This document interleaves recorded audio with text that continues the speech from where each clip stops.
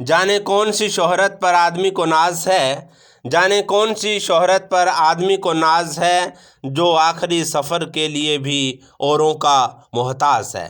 तो दोस्तों, आज के दिन की आपको हार्दिक शुभकामनाएं। और आप बेहतर ढंग से मंच पर बोलना सीख रहे हैं। एक बात आप ध्यान रखिए हमेशा कि अगर आप एक अच्छे वक्ता है तो आपकी पहली निशानी यही है कि आप हर कार्यक्रम में बेहतर तरीके से बोलते हैं। किसी भी कथा कार्यक्रम में आपको संचालन करना हो, भाषण देना हो, तो इन शायरियों से आप कर सकते हैं। शुरुआत कीजिए। फूलों पर भंवरों की गुंजन हो, माँ शारदे के चरणों में वंदन हो। फूलों पर भंवरों की गुंजन हो, माँ शारदे के चरणों में वंदन हो। सद्गुण संपन्न जीवन हो सबका, कथा प्रांगण में सबका अभिनंदन हो।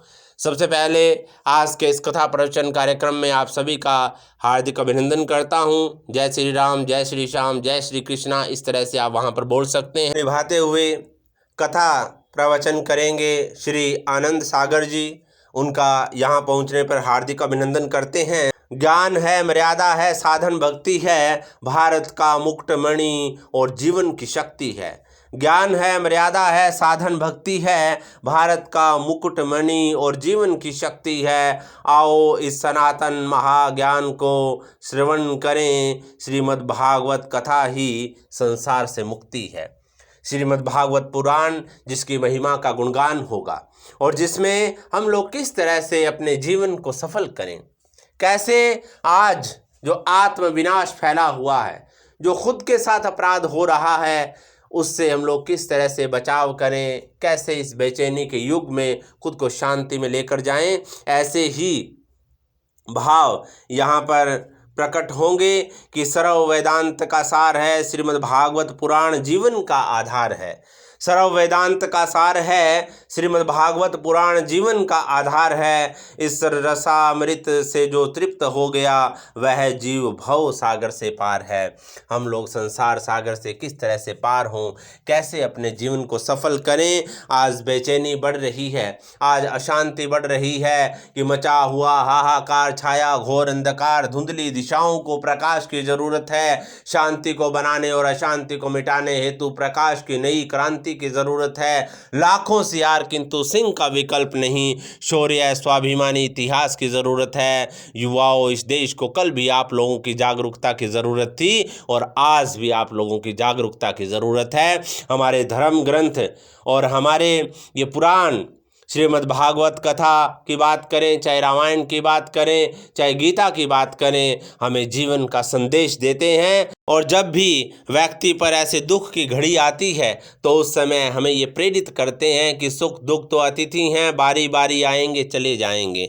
सुख दुख तो अतिथि है, बारी बारी आएंगे चले जाएंगे।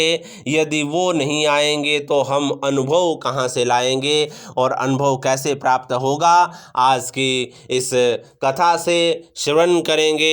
एक बार फिर से मैं आप सभी से निवेदन करता हूँ, श्रोताओं से, माताओं बहनों से, बुजुर्गों से, युवाओं से, कि हम भारत की संस्कृति को जीवंत रखना चाहते हैं तो हमें अपनी सनातन संस्कृति को अपनाना होगा। अपने वेदों ग्रंथों का मनन करना होगा और सुनना होगा। सभी प्रेम से हम लोग प्रभु का गुणगान करेंगे कि कभी हवा का झोंका गुजरता वृक्षों से, कभी सागर की लहर में मौज बनाता है। कभी हवा का झोंका गुजरता वृक्षों से, कभी सागर की लहर में मौज बनाता है। अनंत अनंत रूपों में गाता है गीत, मेरा प्रभु अनेक रूपों में रोज़ आता है।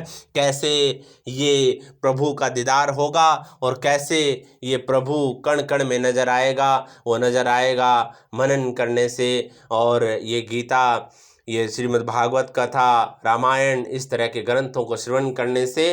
तो श्रीमद् भागवत कथा पुराण का ये कार्यक्रम हम लोग मिलकर इसको सेलिब्रेट करेंगे, उत्सव के रूप में मनाएंगे, सुनेंगे, मनन करेंगे और संसार सागर से पार होंगे। एक बार पुनः आप सभी का धन्यवाद। इस तरह से आप शुरुआत कीजिए। मैंने थोड़ा सा आपको हिंट देने का प्रयास किया है। ये शायरी बोलिए, एक बार आप बोलना शुरू कर देते हैं तो आपके मन में अपने आप भाव आने शुरू हो जाते हैं। ज़रूरी है आपको अपने आप के ऊपर भी काम करना सीखते ही दोस्तों। किसी तरह की स्क्रिप्ट लेनी हो, मंच संचालन करना हो, मंच पर बोलने से डर लगता हो, राजनीतिक रूप से बेहतर स्पीकर बनना चाहते हो, किसी भी कथा कार्यक्रम में अगर संचालन के लिए आपको किसी भी एक अच्छे संचालन की ज़रूरत हो तो दिए गए कॉन्टैक्ट नंबर पर कॉन्टैक्ट कीजिए। धन्यवाद।